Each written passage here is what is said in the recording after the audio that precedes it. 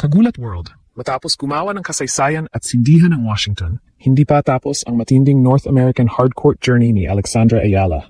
Dahil ngayong National Bank Open sa Toronto, Canada, isang tambalang gustong-gustong makita ng tennis fans ang opisyal na magbabalik, Alex at ang tennis legend na si Venus Williams. Binigyan ng doubles main draw wildcard ang Filipino rising star at ang 14-time Grand Slam doubles champion. Nakatakdang magsimula ang kanilang kampanya sa Thursday, August 6 night session sa Toronto o posibleng umaga ng August 7 sa Pilipinas, depende sa eksaktong order of play. Ang National Bank Open ay isang malaking WTA 1000 tournament na nilalahukan ng 32 doubles teams at ginaganap sa outdoor hardcourts ng Sobeys Stadium. Hindi ito ang unang pagkakataong magsasama sina Alex at Venus. Una silang nagtambal sa Bad Homburg Open sa Germany kung saan nanalo sila sa kanilang opening match at umabot sa quarterfinals. Doon nakita ang magandang chemistry ng dalawa. Ang experience, net presence at composure ni Venus sinamahan ng bilis, left-handed ground strokes at fearless energy ni Alex. At ngayon, mas malaki ang spotlight. Papasok si Alex sa Toronto matapos ang makasaysayang Washington Championship kung saan tinalo niya si Jessica Pegula sa final, 4-6, 6-4, 6-0. Siya ang naging unang Filipina na nanalo ng WTA Tour Level Singles title. Legend meets rising star. Experience meets momentum. At sa Toronto, muling mabuo ang tambalang tinatawag ng ilang fans na Team Lexus, habang sariwa pa ang makasaysayang championship celebration ni Alex sa Washington. May panibagong balitang nagpasabog sa Filipino tennis community at nagbigay ng dagdag na excitement sa National Bank Open sa Toronto. Opisyal na nagsanib puwersa muli sina Alex at Venus Williams. Ayon sa anunsyo ng tournament at sa WTA, nakatanggap ang dalawa ng final doubles main draw wildcard. Ang kanilang first round appearance ay inilagay sa Thursday night session ng Toronto tournament. Ito ay isang malaking showcase slot dahil ang night session ay karaniwang nakalaan sa mga laban at manlalarong may malakas na audience appeal. At sino ba naman ang hindi maa-excite? Sa isang side ng court, naroon si Venus Williams, isang tunay na icon, dating world number 1 sa singles at doubles, multiple Grand Slam champion, at bahagi ng isa sa pinakamatagumpay na doubles partnership sa kasaysayan, kasama ang kapatid niyang si Serena Williams. Nanalo sina Venus at Serena ng 14 Grand Slam Women's Doubles Championships at 3 Olympic Doubles Gold Medals. Sa kabuuan, may 22 WTA doubles titles si Venus. Hindi lamang siya isang sikat na pangalan. Isa siyang buhay na encyclopedia ng championship tennis, mula court positioning, communication, pressure management hanggang sa paggamit ng angles sa net. Sa kabilang side naman ay si Alex, ang 21-year-old Pinay star na kasalukuyang may pinakamalakas na momentum sa women's tennis. Pumasok si Alex sa Toronto matapos ang extraordinary run sa Washington. Sa isang tournament lamang, tinalo niya sina Olympic champion Zheng Qinwen, defending champion Leylah Fernandez, Elina Svitolina, 4-time Grand Slam champion Naomi Osaka, at top seed Jessica Pegula. Sa final, bumangon siya mula sa pagkatalo sa opening set at dinomina ang deciding set, 6-0. Ibig sabihin, hindi na lamang si Alex ang batang player na sasamahan at tuturuan ng isang legend. Dumating siya sa Toronto bilang isang WTA champion. Yan ang malaking pagbabago sa dynamics ng kanilang partnership. Noong una silang magtambal sa Bad Homburg, si Alex ang promising young star na nakakuha ng pagkakataong makalaro ang isa sa kanyang mga idolo. Ngayon, babalik siya sa tabi ni Venus bilang isang proven tour-level champion na kayang magdala ng sariling confidence, fanbase at winning energy. Sa Bad Homburg, nanalo sina Venus at Alex sa kanilang debut bilang doubles partners at nakapasok sa quarterfinals. Kitang-kita agad kung bakit may potential ang kombinasyon nila. Si Venus ay komportable sa net, may mahabang reach, at marunong magbasa ng direction ng bola. Si Alex naman ay mabilis gumalaw sa baseline. May natural na left-handed angles at kayang gumawa ng passing shots sa mahihirap na posisyon. Hindi man sila traditional doubles specialists na matagal ng magkasama, mayroon silang complementary strengths. Si Venus ang calming presence. Si Alex ang energy source.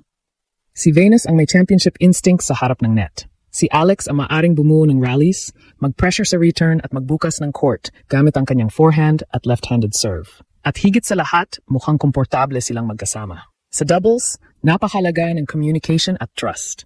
Hindi sapat na magaling ang dalawang individual players. Kailangang alam mo kung kailan gagalaw ang partner mo, kung sino ang kukuha sa gitna, at kung paano kayo magre-reset pagkatapos ng isang bad point.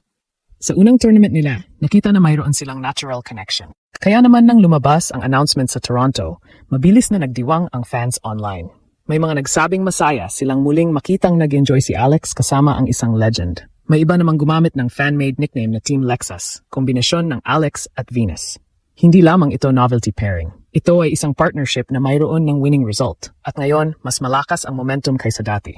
Hindi biro ang doubles field ng National Bank Open. Ang Toronto Tournament ay isang WTA 1000 event. May 32-team doubles draw at dinadaluhan ng ilan sa pinakamagagaling na singles at doubles players sa mundo. Ang venue nitong Sobeys Stadium ay may kapasidad na humigit kumulang 12,500 spectators. Kaya malaki ang potential na maging isa sa crowd attractions ang tandem ni na Alex at Venus. Ang unang advantage nila ay unpredictability. Dahil hindi sila regular na magka-partner, maaring mahirapan ng opponents na maghanda ng eksaktong tactical plan. Hindi pa marami ang available match samples ng Ayala Williams tandem. Hindi agad madaling malaman kung sino ang mas madalas magpo-poach, paano nila hahatiin ang middle balls, o anong serving formations ang gagamitin nila sa pressure points. Ang ikalawang advantage ay ang lefty-righty combination. Left-handed si Alex habang right-handed si Venus. Sa doubles, malaking bagay ito dahil magkaiba ang natural serving angles at return directions nila. Pwedeng gamitin ni Alex ang wide serve para ilabas ang kalaban sa court, habang pwedeng pumuwesto si Venus para sa mabilis na volley sa open space.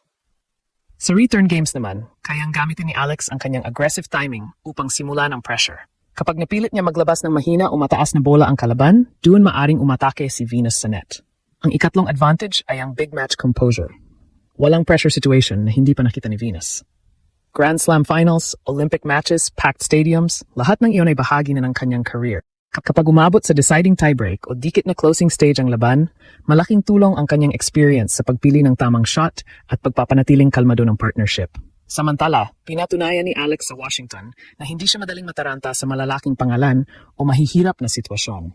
Natalo man sa opening set laban kay Pegula, bumalik siya at nanalo sa susunod na dalawang set, kabilang ang dominanteng 6-0 decider. Sinabi rin ni Alex pagkatapos ng tournament na patuloy siyang gumanda kada laban at marami siyang natutuhan tungkol sa sarili niya.